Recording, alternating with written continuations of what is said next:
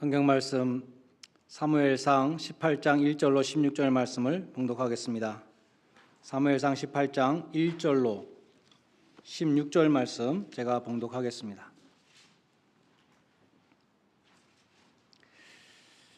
다윗이 사울에게 말하기를 마침에 요나단의 마음이 다윗의 마음과 하나가 되어 요나단이 그를 자기 생명같이 사랑하니라.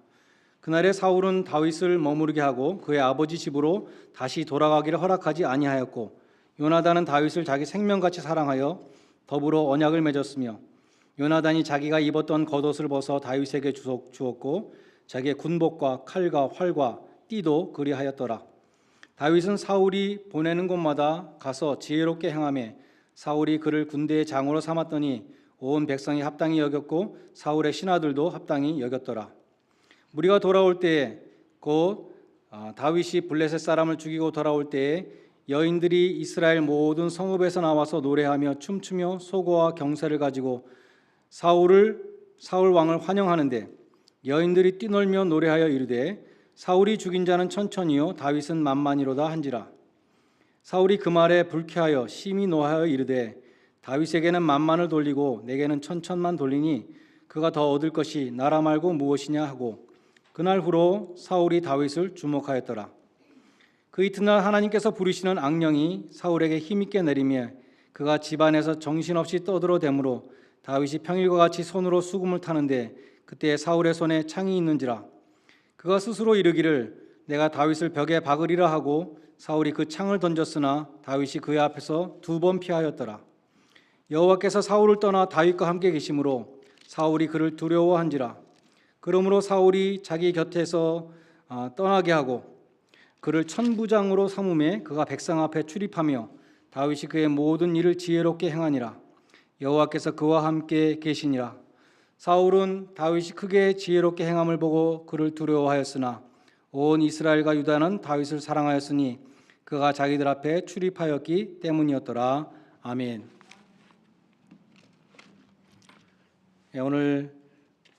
오늘 한 자리 비었네요. 예약하신 분들 중에 한 분 빼고 다 오신 것 같습니다. 오늘도 한번 앞뒤 좌우에 계신 분들과 한번 참 잘 오셨습니다, 반갑습니다 라고 한번 인사할 수 있기를 바라겠습니다. 참 잘 오셨습니다, 반갑습니다.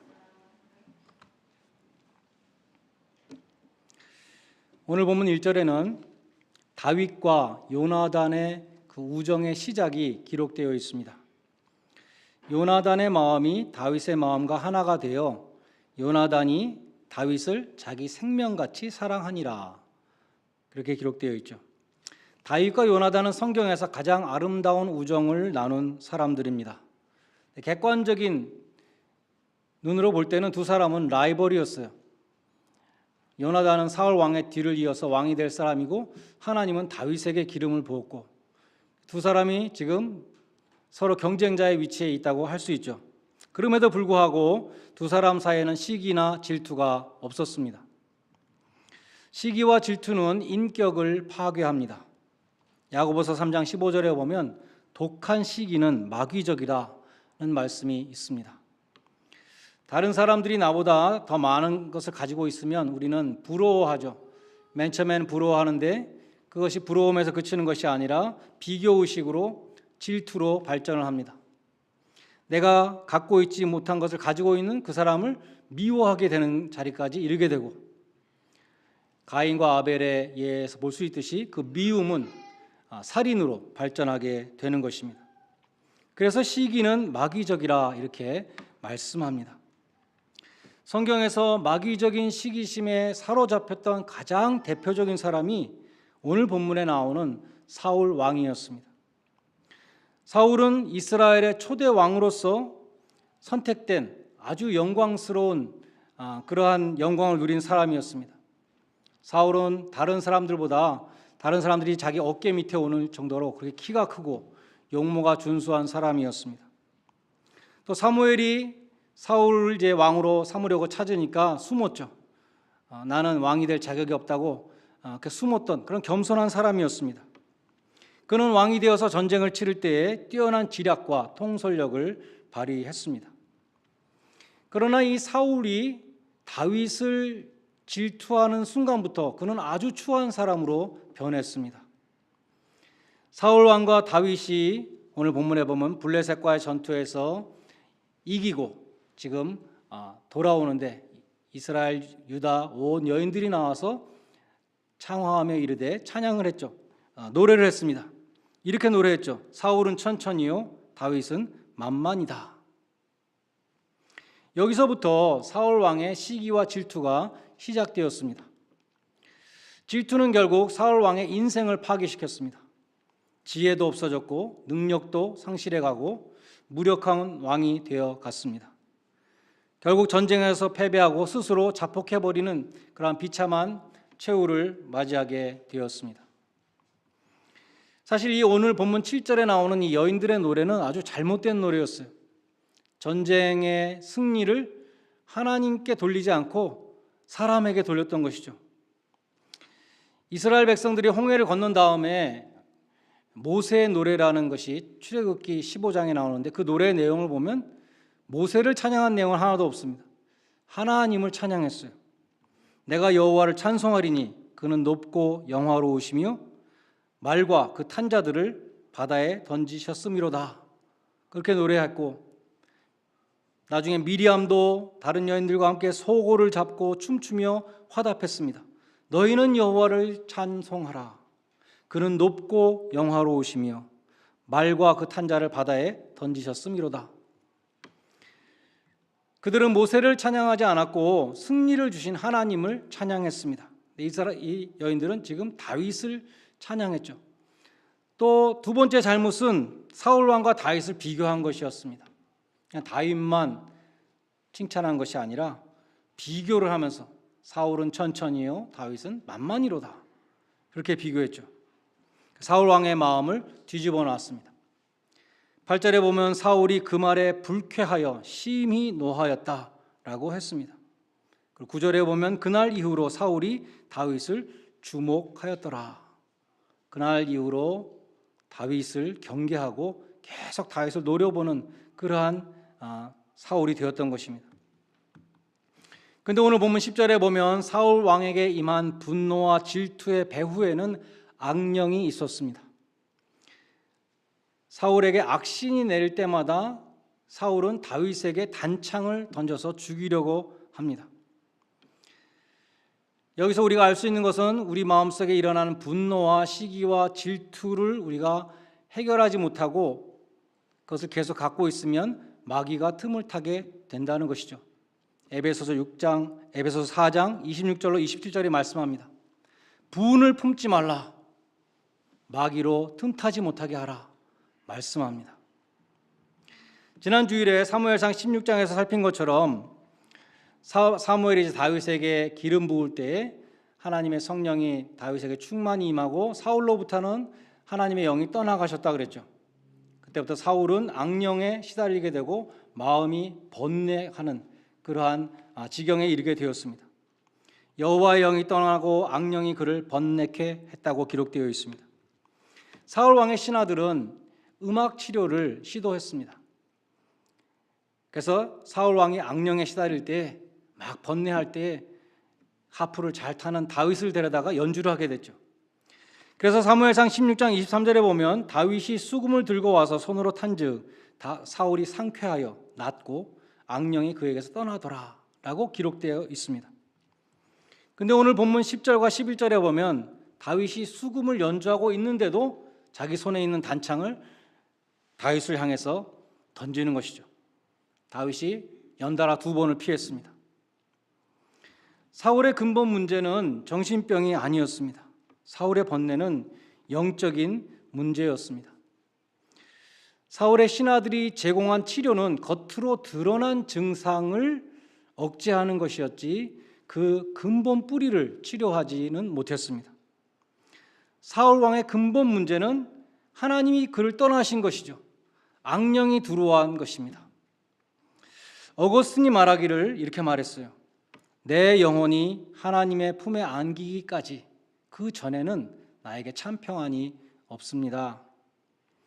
하나님이 떠나신 사울에게는 참 평안이 없었습니다. 번뇌가 가득했습니다. 콜린 스미스 목사님은 이렇게 적용했습니다. 여러분은 마음이 불안할 때 어떻게 마음을 다스리십니까? 어떤 사람은 운동하죠. 어떤 사람은 또 일을 합니다. 막 쫓기듯이 하루 종일 일합니다. 워커홀릭. 그 사람의 심리를 보면 잊어버리려고 그러는 거예요. 어떤 사람은 당연히 술 먹는 사람, 마약 먹는 사람 있습니다. 어떤 사람은 정신없이 나가서 막 쇼핑을 하는 사람도 있습니다. 이런 모든 것들은 일시적인 고통을 완화시켜 줄 뿐이지 그 후에 더 큰, 더 격한 마음의 번뇌가 찾아옵니다. 그러므로 우리는 증상을 완화시키려고 하는 것은 근본적인 치료책이 아니죠. 근본 문제를 해결해야 되는데 어떻게 해야 근본 문제를 해결할 수 있는가? 하나님의 품에 안기는 것입니다. 주님은 사랑의 팔을 펴고 우리를 기다리고 계십니다. 우리가 불순종의 삶을 청산하고 내가 쓰고 있던 왕관을 벗어서 주님 발 앞에 놓고 회개하는 마음으로 주님 앞에 나가서 그 왕관을 주님 앞에 씌워드리고 순종의 삶을 살기로 결단할 때에 우리는 참된 마음의 평안을 찾게 되는 것입니다. 그것이 근본적인 해결책입니다. 주님은 우리의 불안한 마음을 알고 계십니다. 여러분의 불순종 또 삶의 모든 죄로 무거운 죄로 허덕거리고 있는 그 모든 것들을 보고 계십니다. 주님은 말씀하셨습니다. 수고하고 무거운 짐짐자들아 다 내게로 오라. 내가 너희를 쉬게 하리라. 근본적인 해결책은 거기에 있는 것이죠. 근본적인 해결책은 주님 안에 있습니다. 주의 성신이 떠나간 사울 왕은 마귀적인 시기심에 사로잡혔습니다. 그런데 이 사울 왕의 아들인 요나단은 다윗을 전혀 질투하지 않았을 뿐만 아니라 성경에 나오는 가장 아름다운 우정을 나누었습니다. 요나단은 아버지 사울을 이어서 이스라엘의 왕이 될 사람이었습니다. 요나단은 용사였고 전쟁에도 능했습니다. 그는 아버지의 뒤를 이어서 이스라엘의 왕이 된다 해도 전혀 부족함이 없는 그러한 사람이었습니다. 그러나 요나단은 이스라엘의 왕위를 다윗에게 양보하겠다고 말합니다. 사무엘상 23장 17절에 보면 너는 이스라엘의 왕이 되고 나는 네 다음이 될 것이다 이렇게 말합니다. 아버지 사울 왕이 볼 때에 이런 요나단은 자기 아들이 정말 정신 나간 사람이었어요. 그래서 사무엘상 20장 30절로 31절에 보면 이렇게 말합니다. 폐역무도한 계집의 소생아. 공동 번역에 보니까 몹쓸 환양년의 자식놈아 이렇게 욕을 했습니다. 네가 이새의 아들 다윗이죠. 네가 다윗을 택한 것이 너의 수치와 내 어미의 벌거벗은 수치됨을 내가 어찌 알지 못하느냐. 이새의 아들이 다윗이 이 땅에 사는 동안 너와 내 나라가 든든히 서지 못하리라. 그런즉 이제 보내어 다윗을 내게 끌어오라. 그는 죽어야 할 자니라. 이렇게 말합니다. 한마디로 이 바보 같은 놈아 정신 차려라 그런 말이겠죠. 요나단은 과연 바보였을까요? 그래서 다윗에게 네가 왕이 되라 그렇게 말했던 것일까요? 그것이 아니고 성경을 읽어보면 요나단은 신앙의 사람이었습니다. 그가 다윗을 도왔던 것은 그냥 단순히 다윗이 좋아서가 아니라 또 어떤 사람들은 다윗과 요나단이 동성연애했다 이렇게 말하는 사람들도 있어요. 그런 것이 아니고 성경을 읽어보면 요나단은 늘 하나님을 의식하고 있었습니다. 다윗을 통해 일하시는 하나님을 보고 있었던 것입니다. 그가 다윗에게 하는 말을 보면 구구절절히 하나님을 말합니다.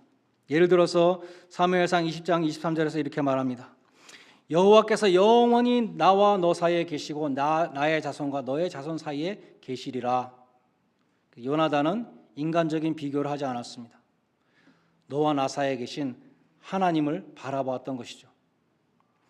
요나단과 다윗 사이에는 하나님이 계셨습니다. 하나님이 영원히 너와 나 사이에 계시다. 그래서 그들의 우정은 변치 않았던 것입니다. 요나단은 하나님이 다윗에게 왕권을 주신 것을 알았습니다. 우리 아버지 사울도 안다 그렇게 말합니다. 요나단은 하나님을 경외하는 믿음의 사람이었기 때문에 하나님이 다윗에게 주신 왕권을 존중했습니다.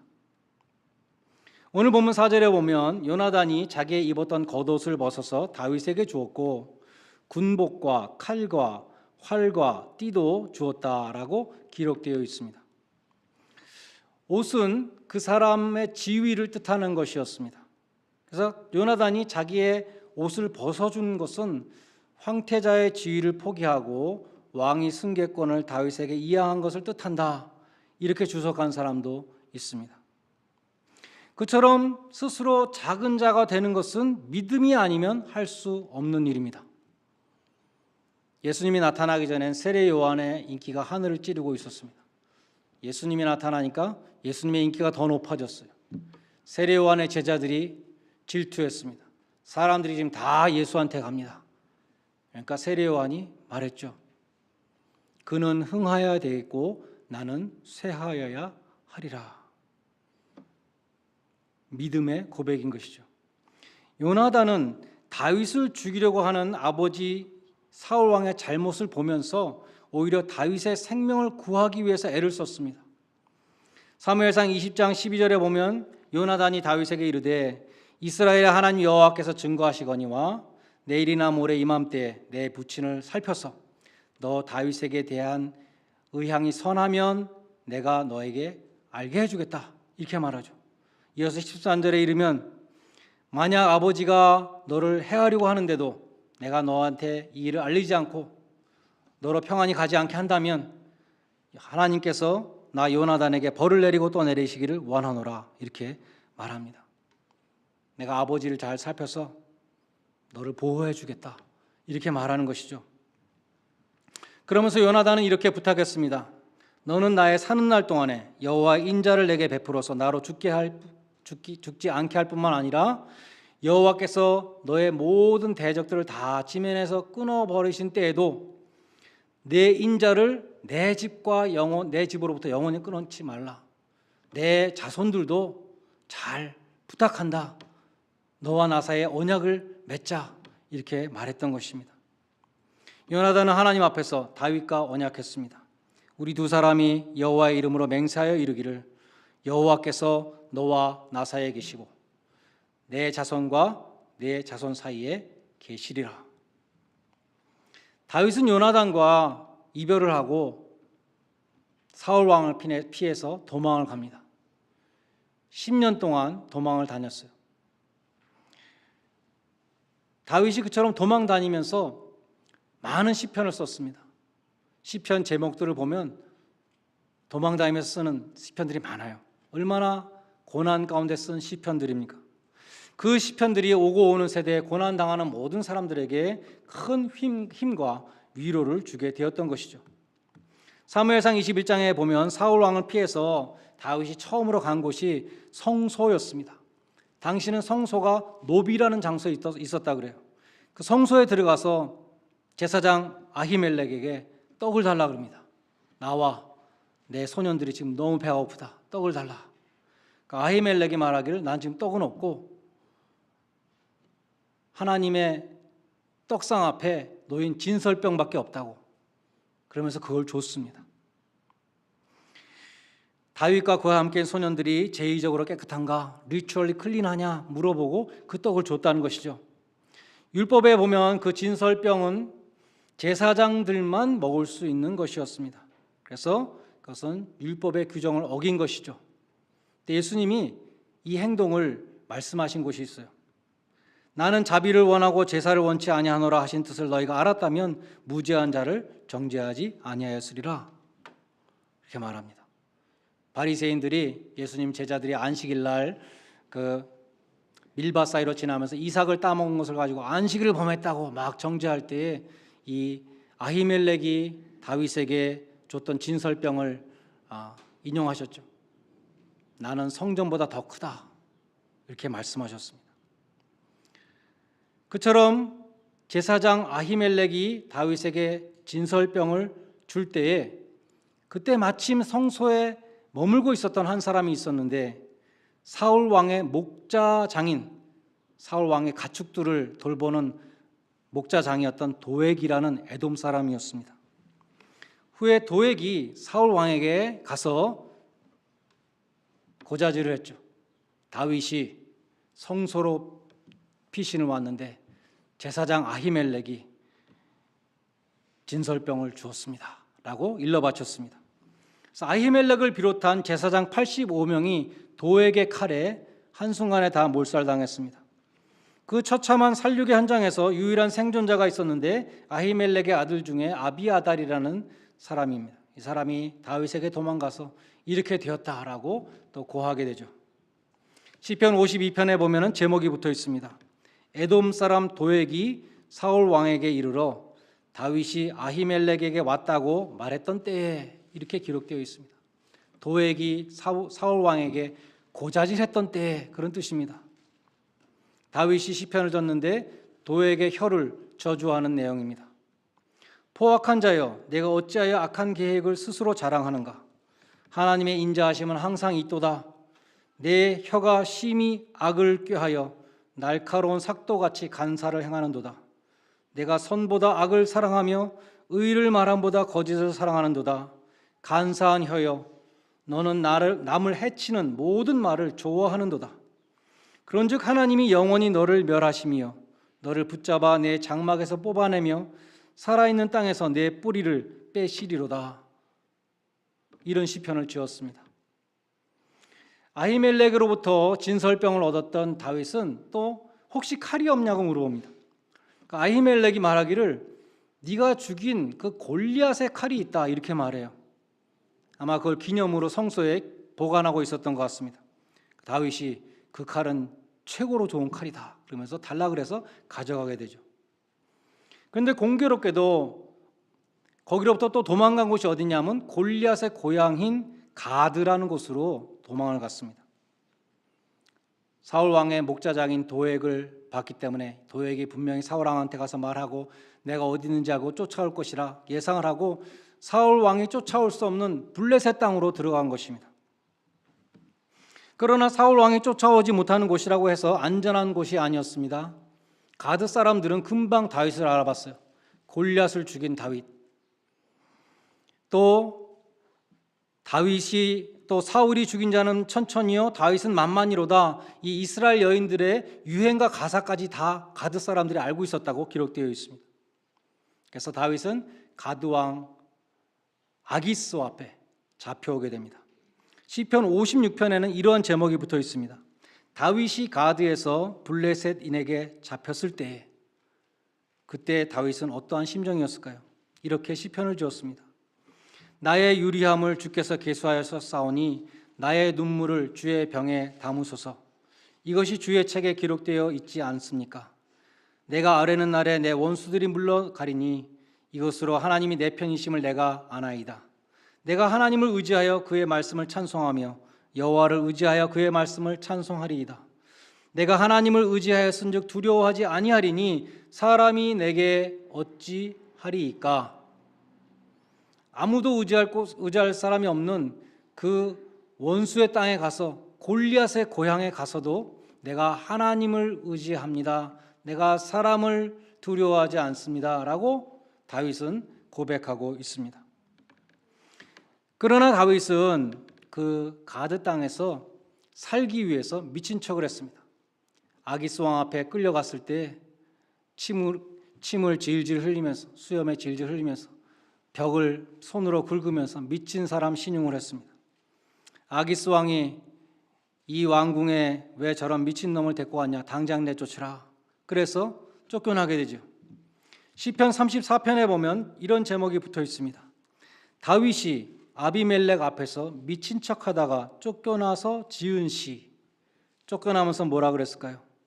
다윗은 제1성으로 내가 여호와를 항상 송축하며 하나님을 블레스합니다. 이렇게 고백합니다. 그 송축함이 내 입에서 계속하리이다. 가장 수치를 당하는 순간에 다윗은 하나님을 송축했습니다. 다윗이 나중에 왕이 되었을 때도 당연히 하나님께 영광을 돌리고 찬송을 했겠죠. 그런데 이 가장 수치스러운 순간에 블레셋 왕 앞에서 살기 위해서 미친 척을 하고 쫓겨났던 그 수욕 가운데서도 제 일성으로 내가 하나님을 찬양합니다 라고 다윗은 말했던 것입니다. 보통 사람 같으면 그러한 상황에서 감사와 찬양이 나올 수 있겠습니까? 그러나 다윗은 제 일성으로 내가 여호와를 항상 송축하며 이 순간도 나는 하나님을 찬송합니다. 내가 하나님을 찬송하는 이 찬송이 내 입에서 계속할 것입니다 라고 말했습니다. 그리고 이 곤고한 자가 부르짖음에 여호와께서 들으시고 모든 환난에서 구원하셨도다라고 고백합니다. 여호와를 경외하는 자에게는 부족함이 없다라고 고백합니다. 너희는 여호와의 선하심을 맛보아 알지어다라고 고백합니다. 내가 이 곤고한 가운데 체험한 하나님은 과연 선하신 하나님이라고 고백했던 것입니다. 그처럼 하나님을 바라보는 자의 입에서는 원망이나 불평이 나오지 않습니다. 오직 찬송과 감사가 나옵니다. 하나님을 바라보는 자는 마귀적인 시기심에 휩싸이지 않습니다. 십자가에 죽기까지 낮아지신 그 예수님을 바라보고 그리스도 예수의 마음을 품는 것입니다. 사울 왕은 마귀적인 시기심에 휩싸여서 다윗만을 바라보며 다윗을 죽이려고 쫓아다니는 그런 불쌍한 인생이 되었습니다. 그러나 다윗은 자기를 죽이려고 쫓아오는 사울 왕을 바라본 것이 아니라 그는 항상 하나님을 바라보고 있었습니다. 하나님을 바라보는 것이 모든 문제의 근본 해결책입니다. 여러분 모두가 다윗과 같이 하나님을 바라보는 자가 되시기를 바랍니다. 어떠한 어려움 속에서도 하나님을 바라보며 하나님과 동행하시는 복된 성도들이 되시기를 주님의 이름으로 간절히 축원드립니다. 기도하시겠습니다. 하나님 아버지, 저희가 다른 사람들과 비교하며 마귀적인 시기 질투에 빠지는 자리에 이르지 않도록 붙들어 주시옵소서. 하나님을 바라보게 하시고 공평하신 하나님이 주신 모든 것에 감사하게 하여 주시옵소서. 우리의 모든 관계 속에 하나님을 중심에 모시게 하여 주셔서 변치 않는 우정과 사랑을 나눌 수 있는 저희 가정 또한 교회가 되게 하여 주시옵소서.